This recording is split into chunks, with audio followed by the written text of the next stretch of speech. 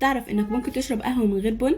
يعني لا كوفي ماشين بالتقسيط، ولا انك تبقى محتار اخر الشهر تشرب من دانكن ولا ستاربكس.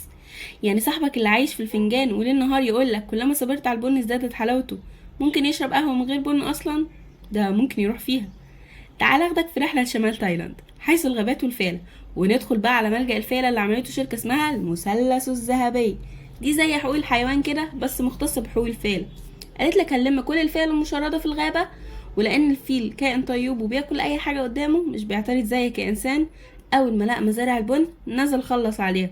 فقررت شركة بلاك إيفري استغلال نفس الفيل المفتوحة للقهوة وإعادة تصنيعها بعد اللامؤاخذة. واخد لي بالك انت؟ وده لأن معدة الفيل فيها إنزيمات بتحلل البروتين في البن، ده زي جافسكون عندنا كده، وده بيقلل طعم المرارة في القهوة. يعني يا سيدي هيعمل لك بن مرارته أخف من المرار اللي في حياتك. عرفت ليه بقى الفيل طيب؟